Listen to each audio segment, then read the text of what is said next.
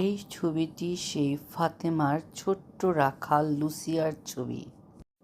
আসুন আমরা এই তৃতীয় ভিডিওটিতে লুসিয়ার সম্পর্কে জেনে নিই। কে ছিলেন এই লুসিয়া? লুসিয়া ছিলেন কুমারী মামারিয়া কর্তৃক নির্বাচিত একজন, যিনি সারা বিশ্বে ফাতেমার বার্তা ছড়িয়ে দিয়েছেন। আমরা এখন তার বাড়ি দেখতে যাচ্ছি।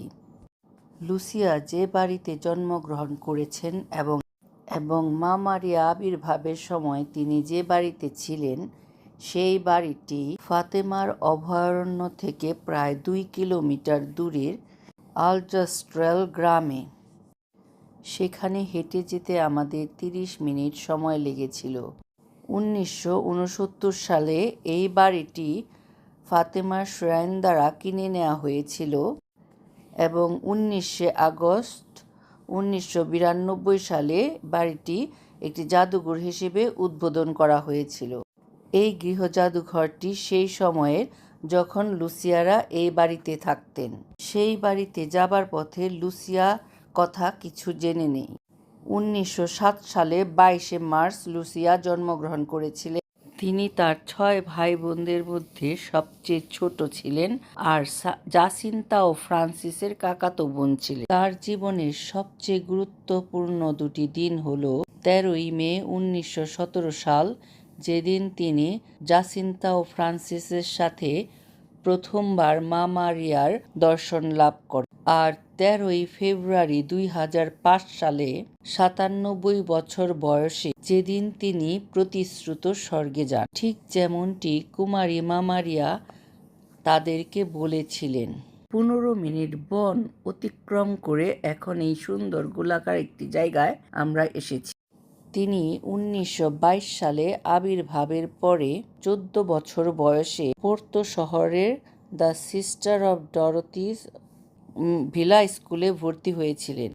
1925 সালে তিনি দ্য অর্ডার অ্যাজ এ ডরোথিয়ান নান হয়েছিলেন। লুসিয়া তার সারা জীবন পর্যায়ক্রমে ব্যক্তিগত দর্শন লাভের রিপোর্ট করতে থাকেন। 1925 সালে কনভেন্টে লুসিয়া আবারও মা মারিয়ার দর্শন লাভ করেছিলেন। এই সময় কুমারী মা মারিয়া তাকে প্রথম শনিবারের ভক্তির বার্তা দিতে বলেছিলেন। 1928 সালে তিনি পর্তুগালের সীমান্তের কাছে স্পেন দেশের টুইটে দ্য সিস্টার অব ডরোথি কনভেন্টে একজন পেস্টুল্যান্ট হয়েছিলেন। 1928 সালে তিনি প্রথম ব্রত গ্রহণ করেছিলেন। 1929 সালে লুসিয়া রিপোর্ট করেছিলেন যে মা মারিয়া তার কাছে ফিরে এসে তার নিষ্পাপ হৃদয়ের কাছে রাশিয়ার পবিত্রতার জন্য তার কাছে অনুরোধের পুনরাবৃত্তি করেছিলেন। তিনি 1931 সালের গ্যালিসিয়ান রিয়ানস্কোতে আবারও মা মারিয়ার দর্শন লাভ করেন। এই সময়টিতে প্রভু যীশু খ্রিস্টও তাকে দেখতে এসেছিলেন এবং তাকে 2টি প্রার্থনা শিখিয়েছিলেন।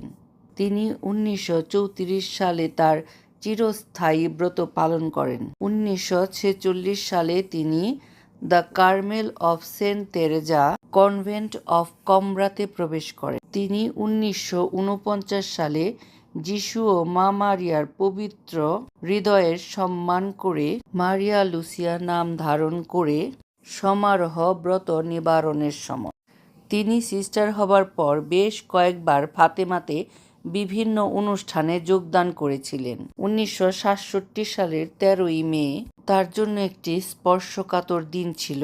পোপ পল ষষ্ঠ ফাতেমার 50তম বার্ষিকীতে উদযাপনের সময় উপস্থিত ছিলেন, আর বিশেষ করে যখন পোপ দ্বিতীয় জন পল তার চাচাতো ভাই বোনদের ব্যাটিফাইড সম্মান জানান, তা তার জীবনে অবিস্মরণীয় হয়ে উঠেছিল।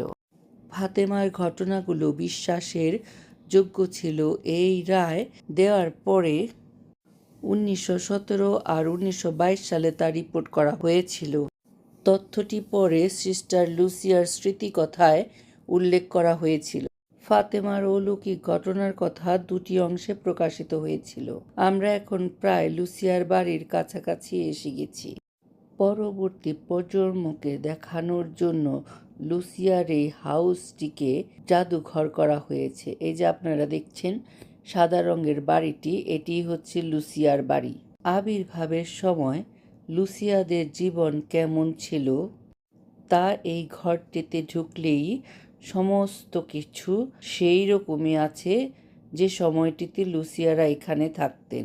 এখন আমরা আসলাম লুসিয়ার মা বাবার ঘরে। এটি হচ্ছে লুসিয়ার মা বাবার বেড আর ছোট ভাইয়ের বেড। এই জায়গাটিতেই, এই ঘরেই লুসিয়া জন্মগ্রহণ করেছেন। তারপর এই রুম থেকে বের হয়ে আমরা আরেকটি রুমে গেলাম। এই রুমটিতে লুসিয়া ও তার বোন ক্যারোলিনা থাকতেন। দেখুন তাদের বিছানাগুলি ঠিক সেইভাবেই রয়েছে, যখন তারা এখানে থাকতেন যেভাবে থাকতেন সেভাবেই এখনও রাখা আছে। আর এই রুমের পরেরটাই হচ্ছে লুসিয়ার আরও কয়েকজন বোনেরা এখানে থাকতেন। পরে আছে তাদের রান্নাঘর, তাদের বাসনকোসন, তখনকার আমলের, তখনকার সময়ের।